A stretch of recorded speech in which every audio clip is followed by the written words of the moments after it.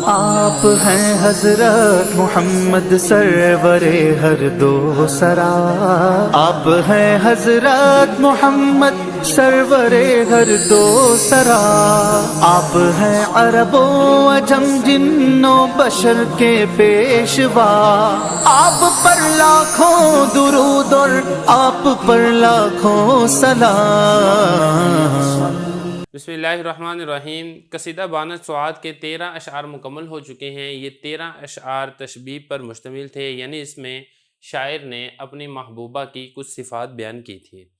یہاں سے اب آگے اونٹنی کا تذکرہ شروع ہو رہا ہے، اس کے بعد اب آگے کچھ اشعار تک یہی اونٹنی کا تذکرہ چلے گا۔ پہلا جو آغاز ہو رہا ہے وہ اسی شعر کے دوسرے مصرعے سے ہو رہا ہے۔ آپ شعر دیکھ لیں، ترجمہ کرتے ہیں، پھر آخر میں اس کی تشریح کرتے ہیں۔ امست سعاد بارض لا تبلغوها الا العتاق النجیات المراسیل۔ یہ میں نے آپ کے سامنے شعر پڑھ دیا، اس کا ترجمہ دیکھ لیں، پھر اس میں انشاءاللہ اس کی تشریح بھی کرتے ہیں۔ سعاد ایسی جگہ چلی گئی ہے کہ اس تک کوئی مجھے نہیں پہنچا سکتا سوائے تیز رفتار عمدہ نسل شریف الاصل اونٹنیوں کے۔ کچھ الفاظ کا آپ ترجمہ سمجھ لیں یہاں پہ، پھر اس کی تشریح کرتے ہیں۔ امسد اس کا مطلب ہوتا ہے ہونا، چلی جانا۔ سعاد یہ اس کی محبوبہ کا نام ہے۔ ارض زمین، جگہ، یعنی میری محبوبہ ہے وہ ایسی زمین یا ایسی جگہ پر چلی گئی ہے، لا تبلغھا کہ اس تک نہیں پہنچا سکتی۔ یہ جو تبلغ ہے نا، یہ تبلیغ سے ہے۔ تبلیغ کا مطلب یہی ہوتا ہے بات کو پہنچانا۔ تو یہ شاعر کہنا چاہ رہا ہے کہ میری محبوبہ ایسی جگہ پر پہنچ چکی ہے، اتنی دور جا چکی ہے مجھ سے کہ مجھے میری محبوبہ تک کوئی نہیں پہنچا سکتا سوائے کون پہنچا سکتا ہے۔ اس کے بعد اس کے یہاں پہ آگے تذکرہ ہے۔ عتاق اس کا مطلب ہوتا ہے عمدہ، اور نجیات شریف النسل مطلب دونوں کا ایک ہی ہے۔ اور اس کے بعد آگے ہے مراسیل، تیز رفتار اونٹنیاں، یعنی جو عمدہ شریف النسل، جن کی نسل اچھی ہو اور عمدہ ہو اور تیز رفتار اونٹنیاں ہوں، صرف وہی اگر مجھے پہنچا سکیں تو پہنچا سکیں۔ اس کے علاوہ میری محبوبہ مجھ سے اتنی دور جا چکی ہے کہ میں اس تک پہنچنا چاہوں تو میں اس تک نہیں پہنچ سکتا۔ اب اس کے بعد آگے اسی طریقے سے انہی اونٹنی کا ہی تذکرہ چلے گا۔ گزشتہ شعر کی طرح اس شعر کے اندر بھی تیز رفتار اونٹنی کی کچھ صفات کو بیان کیا گیا ہے۔ فرما رہے ہیں وَلَن يُبَلِّغَهَا إِلَّا عُذَافِرَةٌ فِيهَا عَلَى الْعَيْنِ إِرْقَالٌ وَتَبْغِيلٌ۔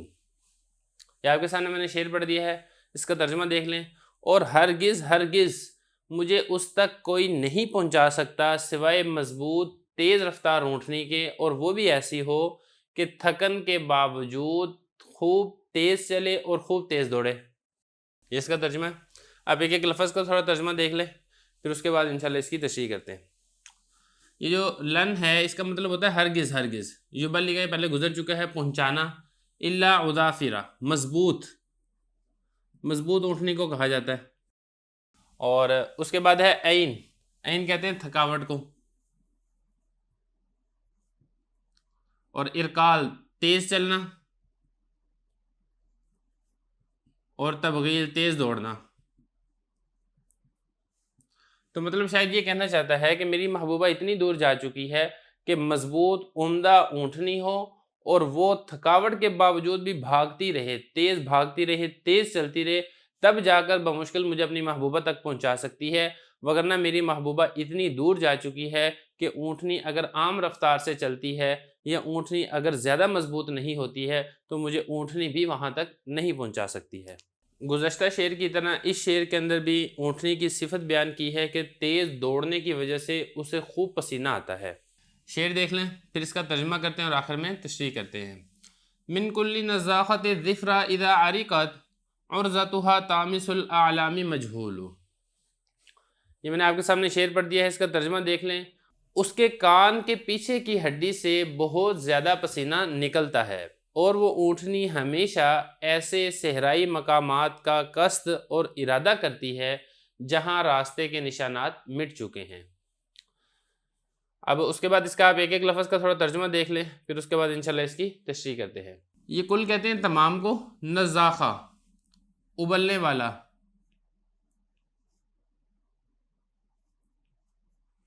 اور ظفرہ، ظفرہ کہتے ہیں کان کے پیچھے کی ہڈی۔ جو اونٹ کا جو کان ہوتا ہے اس کے پیچھے ایک ہڈی ہوتی ہے، اس کو ظفرہ کہا جاتا ہے۔ اذا عرقت اس کا مطلب ہوتا ہے پسینہ بہنا یا پسینہ آنا۔ उर्जा ये कहते हैं हिम्मत, ताकत, इरादा, कुछ भी आप यहाँ पे तर्जुमा कर सकते हैं। तामीस इसका मतलब होता है मिटना, मिटा हुआ होना। आलाम इसका मतलब होता है निशानात। मजहूल ये भी वही बात है, जो नामालूम हो उसको मजहूल कहा जाता है। अब मतलब इसके शेर का ये है कि वो जो ऊँटनी है वो तेज़ दौड़ने की वजह से जो उसके कान के पीछे की हड्डी है उससे पसीना बहुत ज़्यादा उबलता है, और उसकी हिम्मत ऐसे जगह और ऐसे मकामात की तरफ होती है जहाँ पर कोई निशानात नहीं होते, जहाँ पे कोई अलामात नहीं होती। मतलब ये है कि वो ऊँटनी बहुत ज़्यादा तेज़ भागती है जिसकी वजह से उसको कसरत के साथ पसीना आता है, एक बात ये। और दूसरी बात ये है कि वो इस तरीके से सुधाई हुई है कि अगर रास्ते के कुछ निशानात ना भी हों, कुछ अलामात ना भी हों, वो फिर भी रास्ते को बहुत अच्छे तरीके से याद रखती है, और जिस मंजिल की तरफ जाने का कसद और इरादा किया जाए वहाँ तक ये पहुँचा भी आती है और वहाँ से वापस भी ले आती है। गुज़श्ता शार की तरह इस शेर में भी ऊँटनी की एक सिफत बयान की गई है कि वो ऊँटनी बहुत दूर से मिटे हुए निशानात को भी देख लेती है। शेर देख लें। तरमिल गुयूब बिआइनी मुफरदिन लाहिकिन इदा तवक्कदतिल हिज़ानु वल मीलू। इसका तर्जुमा देख लें। वो ऊँटनी इतनी तेज़ नज़र है कि वो निशाने राह जो महव हो चुके हैं, मिट चुके हैं, उनको भी देख लेती है। अपनी उन आँखों से देखती है जो जंगली सफ़ेद बैल की दो आँखों के साथ मुशाबहत रखते हैं। आगे ये तो हो गया पहले मिसरे का तर्जुमा। अब जो दूसरा मिसरा है उसका ये है कि वो ऊँटनी उन निशानात को उस वक़्त भी देख लेती है जब सख्त ज़मीनें और रेत के तोदे शदीद गर्मी की वजह से आग की तरह जलने लग जाएं, तब भी वो देख लेती है। इसका तर्जुमा है, एक एक लफ्ज़ को देख ले। तरमीज़ का मतलब होता है देखना, मतलब ये है कि वो ऊँटनी देख लेती है। अल-गुयूब, गुयूब मतलब गैब, जो चीज़ ख़त्म हो चुकी हो, मिट चुकी हो, मिटे हुए निशाने राह को वो देख लेती है। ऐन ये कहते हैं आँखों को, आँखों के साथ देखती है। और मुफरद, मुफरद कहते हैं जंगली बैल को। और लहिक ये कहते हैं सफ़ेद बैल को। मतलब ये कि उस ऊँटनी की जो आँखें हैं वो इतनी तेज़ हैं, गोया कि जंगली बैल जैसी वो आँखें रखती है, और ऐसे निशानात राह को भी जो कि मिट चुके हैं, ख़त्म हो चुके हैं, ज़रा ज़रा से उनके निशानात और अलामात बाकी हैं, वो ऊँटनी तब भी ऐसे निशानात को देख लेती है। कब देखती है? आगे फरमाया तवक्कदत, तवक्कदत का मतलब होता है जलना। और अलहिज़ान सख्त ज़मीन, और मील रेत के तोदे। क्योंकि आपको मालूम है कि दो ही किस्म की ज़मीनें होती हैं, एक नॉर्मल और आम ज़मीन होती है जो कि सख्त ज़मीन, पहाड़ी ज़मीन जिसे कहा जाता है। दूसरी ज़मीन होती है जो कि नरम ज़मीन होती है, सहराई ज़मीन होती है।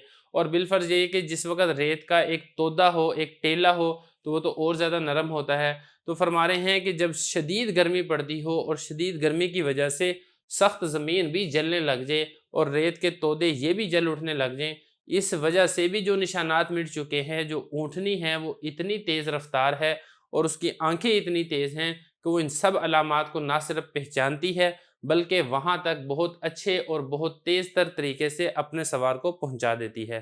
बिस्मिल्लाहिर्रहमानिर्रहीम। इस शेर के अंदर भी शायर अपनी ऊँटनी की 3 सिफ़ात बयान कर रहे हैं। ज़ग़मुन मुक़ल्लदुहा फ़ामुन मुक़य्यदुहा फ़ी ख़ल्क़िहा अन बनातिल फ़हली तफ़ज़ीलु। तर्जुमा देख लें।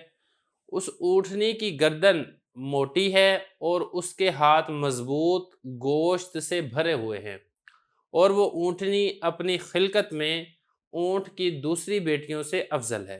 एक एक लफ्ज़ का तर्जुमा देखे। पहला है ज़ग़मुन, ये कहते हैं मोटा, भारी भरकम। और उसके बाद है मुक़ल्लद, मुक़ल्लद इससे मुराद है यहाँ पे गर्दन।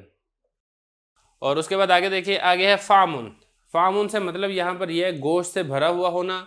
और मुक़य्यद यहाँ से मतलब है मौज़े कैद, मतलब हाथ, इससे मुराद यहाँ पे हाथ। फ़ी ख़ल्क़िहा अपनी तख्लीक में, अपनी खिलकत में। बनात बेटियों को कहते हैं, फ़हल कहते हैं ऊँट को, तफजील फजीलत रखती है। तो 3 सिफ़ात इसके अंदर ज़िक्र की गई हैं। पहली सिफ़त ये ज़िक्र की गई है कि उस ऊँटनी की जो गर्दन है वो भारी भरकम और मोटी गर्दन है, नंबर 1। नंबर 2, उसके जो हाथ पाँव हैं वो गोश्त से भरे हुए हैं। खुलासा कहने का ये है कि ये ऐसी ऊँटनी नहीं है जो कमज़ोर और लागिर है, बल्कि ये भारी भरकम और कवी उल जसामत वाली ऊँटनी है।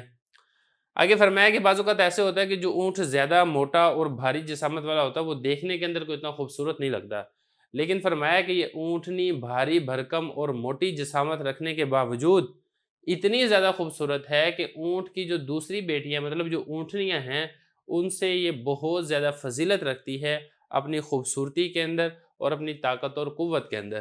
یہ فرمایا کہ اس کے باوجود اپنی تخلیق کے اندر اپنی خوبصورتی کے اندر اونٹ کی دوسری بیٹیوں سے فضیلت رکھتی ہے، فوقیت رکھتی ہے۔